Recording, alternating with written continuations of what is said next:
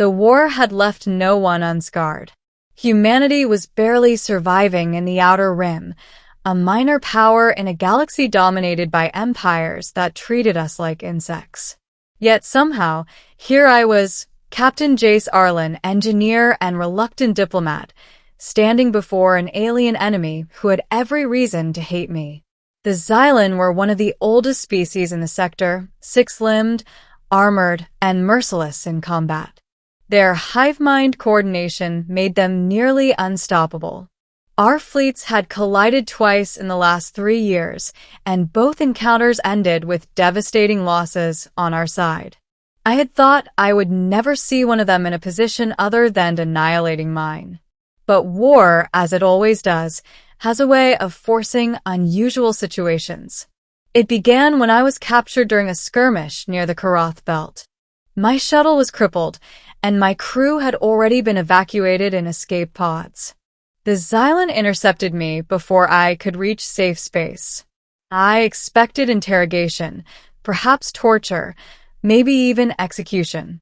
Instead, I was brought to a massive chamber filled with the hum of bioluminescent energy and walls that seemed alive, flowing with color.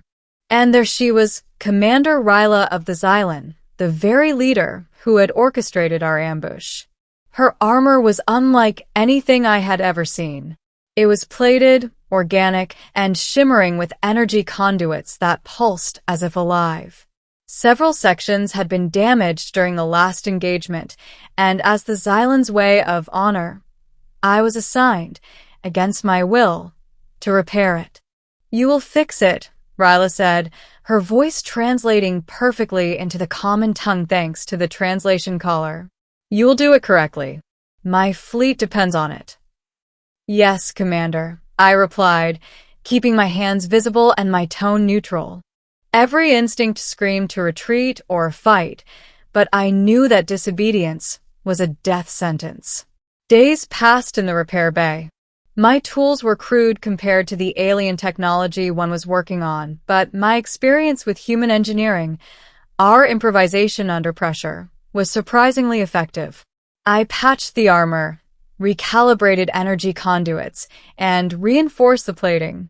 Ryla watched constantly, her multifaceted eyes observing my every motion, yet she said nothing. At first, it was pure hostility in her gaze. I could feel the disdain, the belief that I was an insect in a cage. Yet slowly, that tension began to shift. Perhaps she recognized competence when she saw it. Perhaps she realized humans were not as fragile as the Xylen lore claimed. On the 4th day, after I finished the last conduit, I handed her a diagnostic tablet. "All systems functional," I said. "Armor is at full operational capacity. No flaws detected." She examined it silently. Then, without warning, she extended a hand. In it was a small crystalline device, glowing faintly with a soft blue light. "Take this," she said. "It is for you." I stared, confused. Gifts from enemies were not a thing. They were propaganda, traps, or warnings. "What is it?" I asked cautiously. "Understanding," she replied simply. "A way to see what our people cannot, what we are incapable of understanding." I wanted to laugh, to refuse, but something in her eyes stopped me. I took it, and the glow enveloped my palm briefly. Images, memories, and thoughts surged into me, fragments of her life, her decisions, her people. I saw battles from their perspective, the losses they mourned, the pain of leadership in a species that never sleeps, never forgets. It was overwhelming.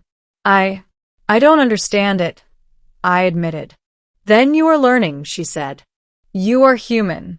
You see patterns differently. You adapt." I realized then that this was no ordinary gift. It was a bridge, a rare tool that allowed understanding without assimilation, empathy without surrender.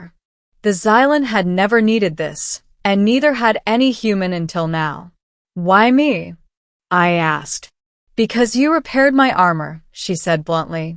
"Not just the plating, the conduits, or the energy fields. You repaired the symbol of my command. Most humans would have sabotaged it, destroyed it, or failed. You did not. You honored the duty, and through it you earned trust. Trust. It was a foreign concept between our species, built over centuries of war and misunderstanding. And yet, here it was, quietly forming across a divide that many thought insurmountable.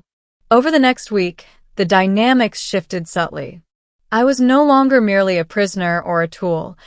I became an advisor in small matters of engineering and strategy.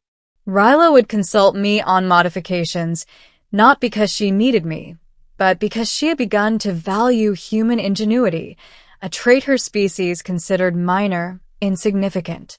During one late night in the repair bay, she asked the question that would change everything. "Do your people always fight like this?" she asked, gesturing to schematics of our defensive maneuvers. "Yes," I replied carefully. When cornered, yes. "But we don't see it as fighting. We see it as surviving, adapting, finding a way." Her multifaceted eyes softened, as if she understood in a way no other Xylen ever could. "You are unpredictable." "Yes," I said. "And that is why humans endure." Her laugh was quiet, almost melodic. "Perhaps there is more to your kind than I was taught to believe." By the end of my captivity, the gift she had given me had not only shown me her perspective, but revealed the potential of cooperation. I began formulating ideas for collaboration that could save lives on both sides of the conflict. When the time came for me to leave, she handed me the crystalline device again. Keep this. It is not just understanding. It is a choice. Use it wisely. I nodded. I will. Returning to human space, I realized the galaxy would never be the same. I had not only repaired armor, I had repaired trust, insight, and a potential alliance that could shift the balance of power. Humanity's ingenuity, empathy, and resilience were our greatest weapons, often overlooked by older, more powerful civilizations. In the months that followed, the Xylen and humans began tentative cooperation. Trade missions, coordinated patrols, and joint research projects formed, small steps at first, but monumental in significance. The gift Ryla had given me became a symbol of human adaptability and understanding. I often think about her, about that gesture. Humans and Xylen were enemies by every definition, species at war, leaders at odds. Yet in that brief moment, across the hum of energy conduits and the glow of alien crystals, something remarkable happened. We became capable of seeing each other, not as enemies, but as potential allies. And that, more than any weapon, more than any fleet, more than any strategy, was the real gift.